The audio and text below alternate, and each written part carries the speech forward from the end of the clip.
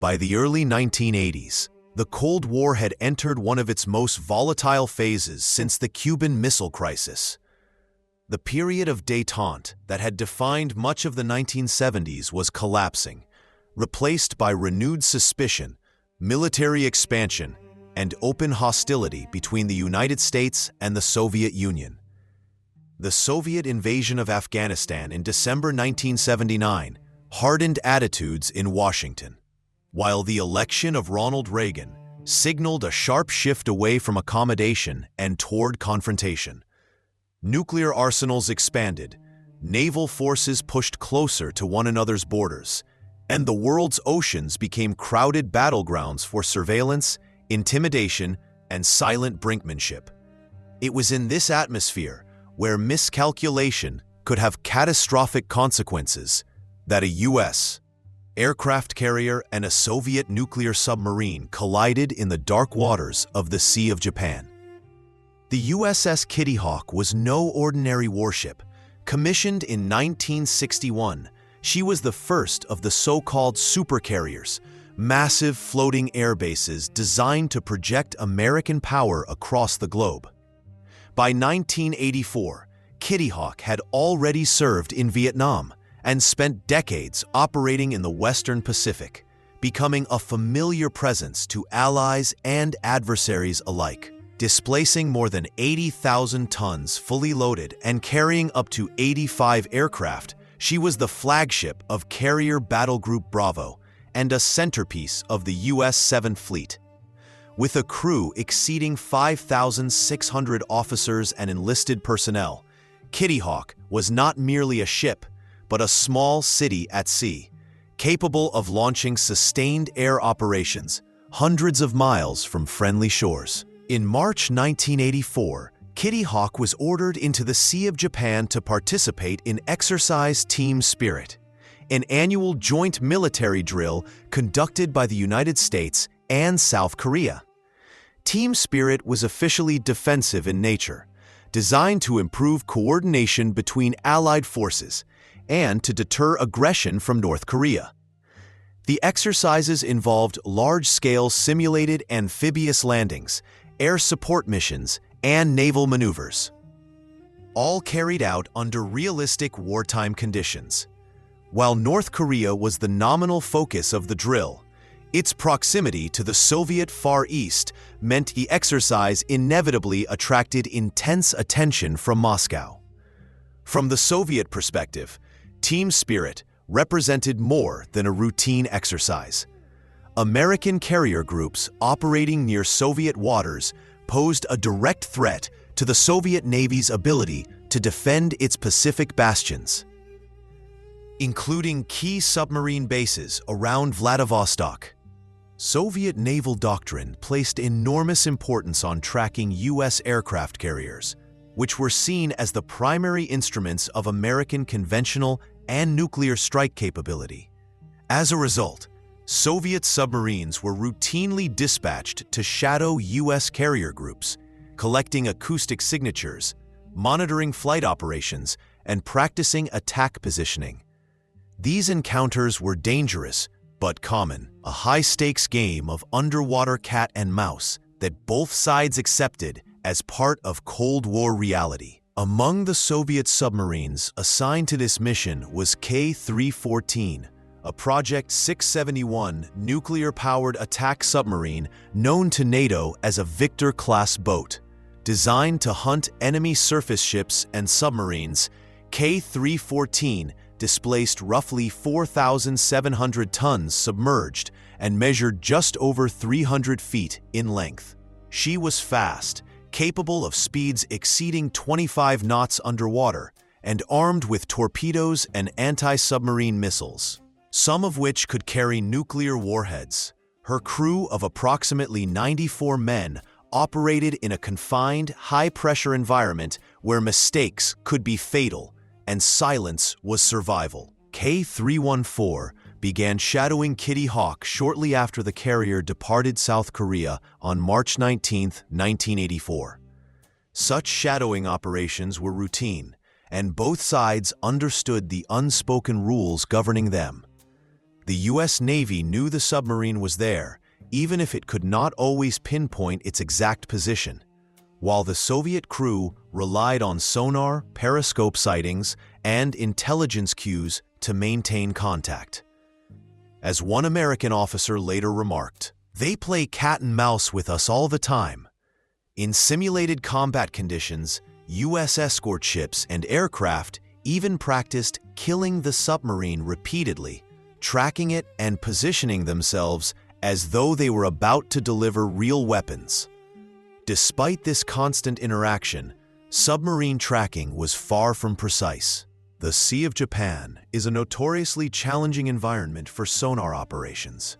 It is relatively shallow, crowded with commercial shipping, and filled with complex acoustic interference that can distort or mask sound signatures. Thermal layers, background noise, and the submarine's own machinery all contributed to blind spots that made continuous tracking difficult. Both American and Soviet crews were operating in a fog of uncertainty.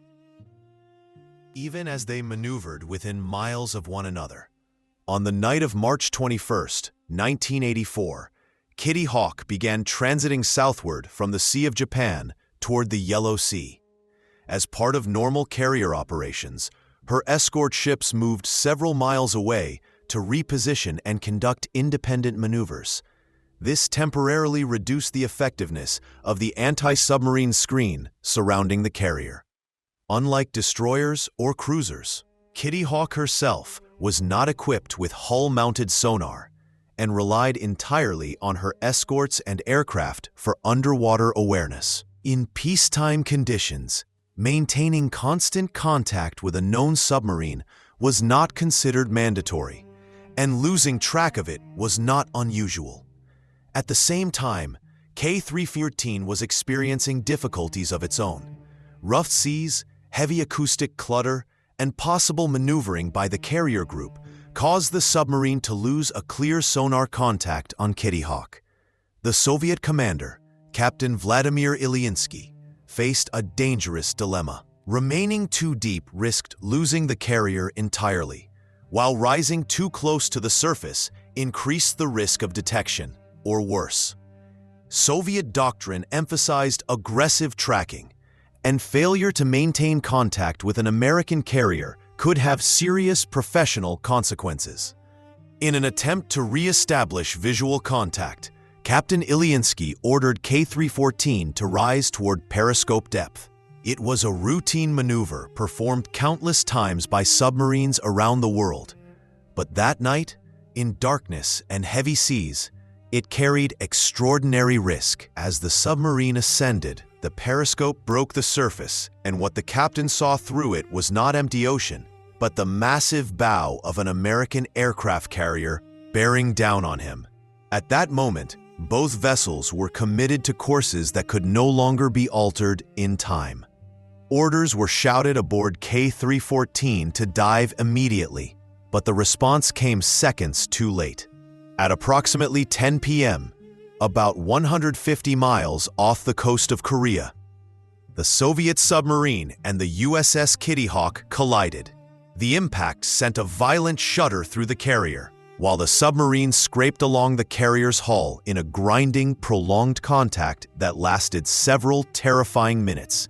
What followed would test the discipline of both crews, strain the fragile understandings that prevented Cold War incidents from escalating, and briefly bring two nuclear-armed adversaries closer to disaster than either side publicly admitted. As USS Kitty Hawk and her escorts operated in the Sea of Japan during March 1984, the environment around the carrier strike group was anything but routine. Although Team Spirit was officially a defensive exercise, both American and Soviet commanders understood that such large-scale maneuvers carried an unmistakable strategic message. The proximity of the exercise to the Soviet Far East made it impossible for Moscow to ignore. Soviet naval aviation units, surface ships, and submarines were dispatched to monitor every aspect of the American carrier group's movement. Shadowing U.S. carrier groups had become standard Soviet practice by the late Cold War, not only as a means of intelligence collection, but also as a way to signal presence and deterrence. Among the Soviet units assigned to observe Kitty Hawk was the nuclear-powered attack submarine K-314, a Victor-class submarine designed specifically to track and destroy American aircraft carriers in wartime. The Victor class represented a significant evolution in Soviet submarine design, combining improved speed, greater depth capability, and a quieter acoustic profile than earlier classes. Though still noisier than contemporary American submarines, Victor-class boats were fast, aggressive, and well-armed, carrying both conventional torpedoes and nuclear-tipped anti-submarine weapons. Their crews were trained to operate in close proximity to enemy task forces, often pushing safety margins to maintain contact. K-314 departed its base near Vladivostok with orders to trail the American battle group as closely as possible. Its commander, Captain Vladimir Yefimenko, was an experienced submariner, accustomed to the high-risk cat-and-mouse games that defined Cold War naval operations. From the Soviet perspective, maintaining contact with Kitty Hawk was a success in itself. Every maneuver, course change, and aircraft launch provided valuable intelligence about American carrier operations, and remaining undetected for as long as possible was a matter of professional pride as well as strategic importance.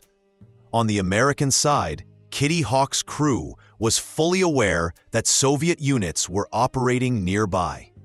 Over the course of the exercise, U.S. radar operators, pilots, and escort ships logged dozens of encounters with Soviet aircraft and surface vessels. Soviet reconnaissance planes flew close enough for American sailors to see pilots through cockpit canopies, while surface ships maintained a persistent presence just beyond the carrier's protective screen. Anti-submarine warfare aircraft, particularly P-3 Orion patrol planes, periodically detected and lost contact with suspected submarines, including K-314. This constant interaction had become almost routine by the 1980s, and while it carried risks, it was governed by an unspoken understanding that neither side wanted an incident to spiral out of control. The tracking of submarines, however, was an inherently imprecise science. Unlike surface contacts, submarines could vanish into layers of water, where sonar performance degraded sharply. The Sea of Japan itself presented particularly difficult conditions. It was relatively shallow compared to the open Pacific, filled with commercial shipping traffic, fishing vessels, and background noise that complicated sonar interpretation. Temperature layers, salinity changes, and seabed topography all interfered with acoustic tracking. Even under ideal conditions, maintaining continuous contact with a single submarine required constant coordination between surface ships, aircraft, and sonar operators. On March 21st, as Kitty Hawk prepared to depart the Sea of Japan and head south toward the Yellow Sea, operational conditions deteriorated. Weather worsened, with rough seas and limited visibility affecting both surface navigation and airborne operations. As the carrier altered course, some of its escort vessels repositioned themselves several miles away, a standard maneuver during peacetime operations that reduced congestion and allowed ships to operate independently. This shift, however, created a temporary gap in anti-submarine coverage around the carrier. Kitty Hawk herself lacked an onboard sonar system and relied entirely on her escorts and aircraft for underwater awareness. At roughly the same time, K-314 was experiencing its own difficulties. Soviet accounts suggest that the submarine had temporarily lost contact with the carrier group, likely due to acoustic interference and the carrier's course changes. In an attempt to re-establish visual confirmation of Kitty Hawk's position, Captain Yefimenko ordered the submarine to rise toward periscope depth. This maneuver was risky, but not unusual. Submarines frequently ascended to periscope depth to verify target location, especially in congested or noisy waters where sonar alone could be misleading. What followed was a catastrophic convergence of timing, visibility, and miscalculation. As K-314 rose, the submarine emerged almost directly beneath the path of the carrier. The night was dark, seas were rough, and neither vessel was aware of the other's precise position. When Yefimenko raised the periscope, he was confronted with an overwhelming sight: the massive hull of USS Kitty Hawk bearing down on the submarine at close range. There was no time for evasive maneuvers.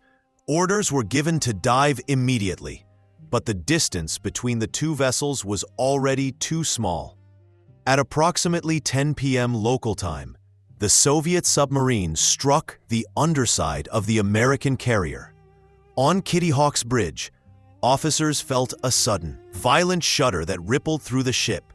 Sailors below decks described being thrown from their bunks or feeling the deck lurch beneath their feet. The carrier's size and momentum meant that the initial impact did not stop the ship, and the submarine scraped along the hull for several minutes, producing a grinding noise that could be heard throughout the vessel. Inside K-314, the collision was terrifying. The submarine rolled violently, crew members were thrown against bulkheads, and alarms sounded as systems registered abnormal readings. The conning tower was damaged, periscopes and antennas were bent or destroyed, and the submarine temporarily lost control of its ballast. Despite the chaos, the reactor remained intact, preventing what could have been a far more serious incident involving radioactive release. The collision did not immediately reveal the submarine's presence to the carrier's crew. Only after the scraping noise subsided and reports came in from airborne patrol aircraft did the full scope of what had occurred begin to emerge. Within minutes, Kitty Hawk launched helicopters to assess the situation and render assistance if necessary. The Soviet submarine, badly damaged, was forced to surface some distance away, exposing itself fully to American observation for the first time. What had begun as a routine Cold War shadowing operation had suddenly escalated into one of the most dangerous naval incidents of the late 20th century, with two nuclear-powered vessels colliding in contested waters at the height of geopolitical tension. As the night of March 21, 1984 unfolded, the environment surrounding the USS Kitty Hawk grew increasingly hostile, not from any direct confrontation, but from the compounded effects of weather, operational tempo, and the inherent danger of Cold War shadowing tactics. The Sea of Japan was in rough condition, with heavy seas, poor visibility, and intermittent squalls that complicated both surface navigation and underwater tracking. These were the kinds of conditions in which even the most advanced sonar systems struggled, and where split-second miscalculations could become catastrophic. The Kitty Hawk had departed Pusan 2 days earlier, fully aware that Soviet forces were tracking the task group. This was not unusual. Soviet submarines routinely followed American carrier groups to collect acoustic signatures, observe flight operations, and practice wartime attack positioning. In turn, American anti-submarine forces monitored these submarines closely, often playing prolonged games of detection and evasion that sailors jokingly referred to as cat and mouse. The understanding on both sides was unspoken but clear. Observe, but do not interfere. Shadow, but do not collide. As the carrier group maneuvered southward toward the Yellow Sea, escort ships were repositioned several miles away to adjust formation spacing. This maneuver, though routine, temporarily degraded the group's anti-submarine coverage. Aircraft carriers themselves lack hull-mounted sonar systems and depend almost entirely on escort vessels and patrol aircraft for underwater situational awareness. For a brief window, The Kitty Hawk was effectively blind beneath the surface. Below the waves, the Soviet submarine K-314 was also struggling. Commanded by Captain Vladimir Yefimenko, the Victor-class attack submarine had been trailing the carrier for days, but the combination of shallow waters, dense maritime traffic, and high ambient noise levels made sonar tracking extremely difficult. The Sea of Japan was one of the noisiest maritime environments on Earth, filled with merchant traffic, fishing vessels, military ships, and complex thermal layers that distorted sound propagation. The submarine's sonar operators faced a chaotic acoustic picture in which distinguishing the carrier's signature from background noise became increasingly unreliable. Compounding the problem was the submarine's own acoustic blind spot, known as the baffles. This roughly 60-degree arc directly behind the submarine is masked by the noise generated by its own propellers, making it impossible to detect contacts in that zone. If the Kitty Hawk altered course or speed unexpectedly, it could pass into this blind spot without warning. Some analysts later speculated that the carrier may have conducted deceptive lighting operations or altered its navigation profile to confuse surface observers, inadvertently increasing the difficulty for the submerged submarine.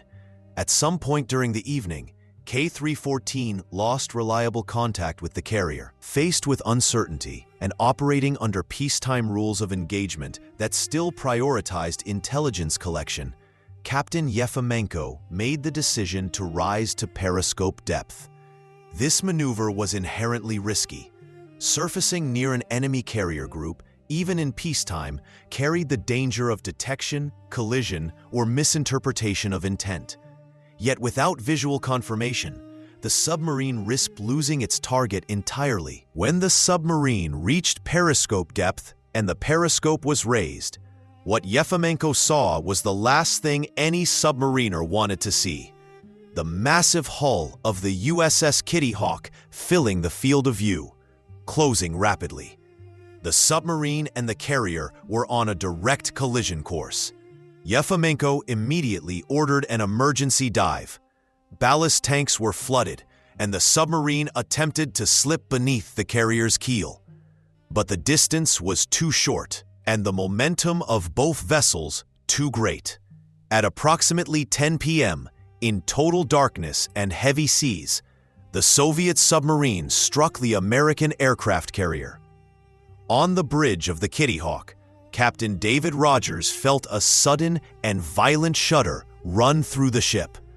The sensation was unlike anything experienced during normal operations, even in rough weather. Sailors throughout the vessel reported a grinding vibration, followed by a prolonged scraping noise that reverberated through the hull. Some crew members initially assumed the ship had struck debris or encountered an unusually large wave, while others recognized immediately that the carrier had collided with something solid. The sound continued for several minutes as the submarine scraped along the underside of the carrier's hull. Hydrophones aboard nearby American aircraft detected the noise clearly, recording a metallic grinding that left little doubt about what had occurred. Beneath the surface, K-314 was violently thrown off balance. The submarine rolled as it made contact with the carrier's keel, temporarily losing stability. Crew members were thrown against bulkheads, and unsecured equipment was sent tumbling through compartments. Miraculously, the collision was not head-on. Instead, it was a glancing blow along the carrier's bow, followed by a second impact when the submarine's propeller struck the hull, shearing off a portion of the blade. That fragment would later be found embedded in the Kitty Hawk's hull, an unmistakable physical reminder of how close the two superpowers had come to disaster. Forced to surface, K-314 broke through the waves, damaged but intact. The Kitty Hawk immediately launched SH-3 Sea King helicopters to assess the situation and render assistance if necessary. From the air, the submarine appeared to have a large crease or dent near its sail, evidence of the enormous forces involved in the collision. The submarine began moving slowly toward Vladivostok, escorted by a Soviet surface vessel dispatched to assist it. Throughout the incident, neither side escalated. The Kitty Hawk's crew detected no signs of radioactive leakage, and there was no indication that the submarine's reactor had been compromised. President Ronald Reagan was informed of the collision, but the incident was deliberately handled with restraint. In the charged atmosphere of the Cold War, any suggestion of aggression or negligence could have triggered a diplomatic crisis. The Kitty Hawk remained on station for several hours, prepared to assist if the Soviet submarine requested help. No request came. Eventually, the carrier resumed its mission, while other U.S. ships continued to monitor the area. Although initial assessments described the damage to the carrier as minor, further inspections revealed a ruptured fuel tank and a gash below the waterline. Repairs would be necessary, but the ship remained operational. What could have been a catastrophic incident involving two nuclear-powered warships instead became a quiet lesson in restraint. Yet the collision exposed just how thin the margin for error had become in Cold War naval operations, and how easily routine surveillance could turn into tragedy. In the hours following the collision, both navies faced an unspoken dilemma. Officially, neither side wanted the incident to escalate beyond a controlled narrative, yet both understood just how close the event had come to triggering a catastrophic chain reaction.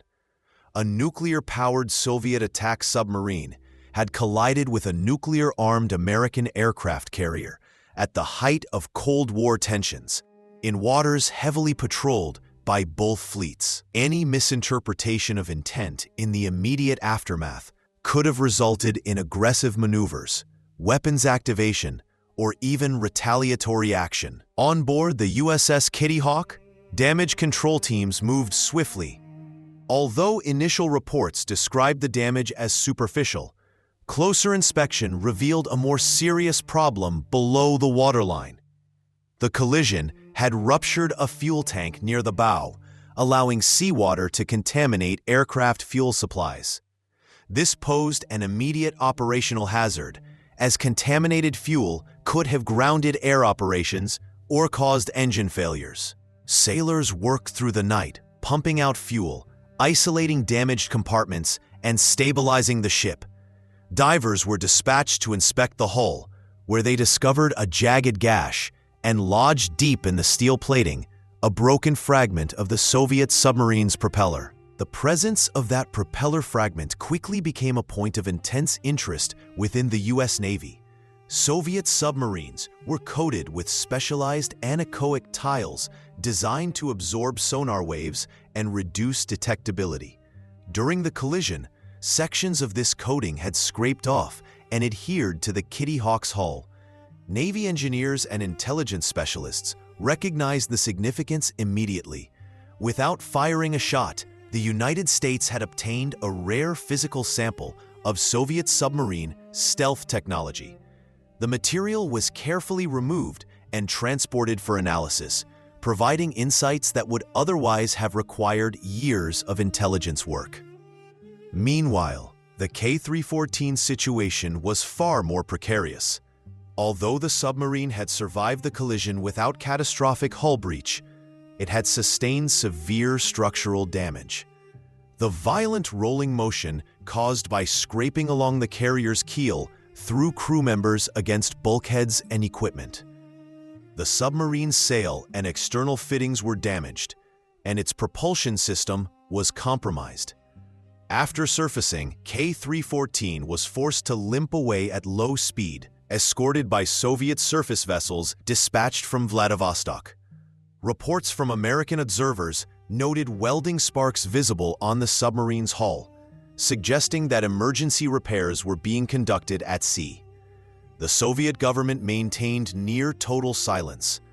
No official statement was released, and Soviet media did not acknowledge the collision. Internally, however, the incident triggered a reassessment of operational procedures. Captain Vladimir Yefimovich Sinitsyn, commanding officer of K-314, was quietly relieved of duty shortly afterward. While the Soviet Navy never publicly assigned blame, his removal strongly suggested that the collision was viewed as a serious lapse in seamanship. Under international maritime rules and the 1972 Incidents at Sea Agreement, submarines were required to avoid surface vessels when surfacing and to operate with extreme caution during peacetime shadowing operations. In the Soviet view, the submarine commander had allowed proximity to escalate into disaster. On the American side, public messaging was carefully calibrated. Pentagon spokesman emphasized that the collision occurred during peacetime operations and that no hostile intent was detected. President Ronald Reagan was briefed, but no public address was made. The goal was containment, not confrontation. Despite the embarrassment of a submarine colliding with a carrier under escort, the U.S. Navy avoided public recriminations and focused on maintaining freedom of navigation and operational readiness. Among the Kitty Hawk's crew, the incident became a mix of dark humor and quiet reflection. Sailors joked that the carrier had become the world's largest anti-submarine weapon. Someone painted a red silhouette of a submarine on the ship's island near the bridge, mimicking the victory markings once applied by fighter aces. The Navy ordered it removed, recognizing that even symbolic gestures could be misinterpreted during such a sensitive period. Still, the morale impact was real. The crew understood that they had survived something extraordinary, an accident that could easily have ended in fire, flooding, or radioactive contamination. Repairs to the Kitty Hawk were completed at Subic Bay Naval Base in the Philippines.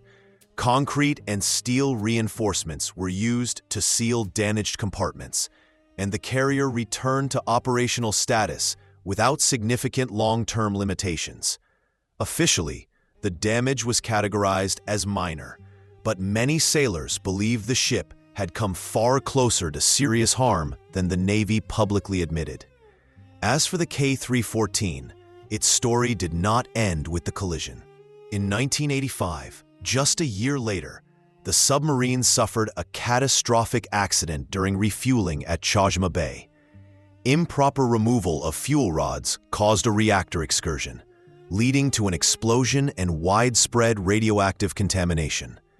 10 workers were killed instantly, and the surrounding area was irradiated. The submarine was effectively lost. In hindsight, the collision with the Kitty Hawk stands as one moment in a troubled operational history, emblematic of the immense risks inherent in Cold War naval brinkmanship.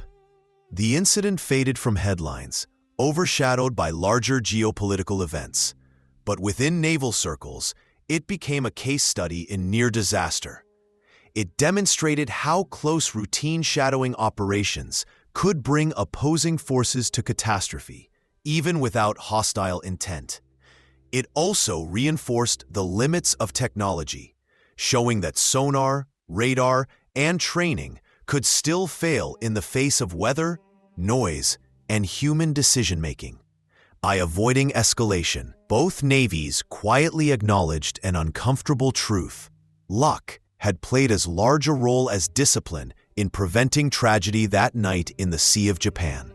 In hindsight, the 1984 collision between the USS Kitty Hawk and Soviet submarine K-314 stands as one of the most dangerous yet least remembered moments of the Cold War.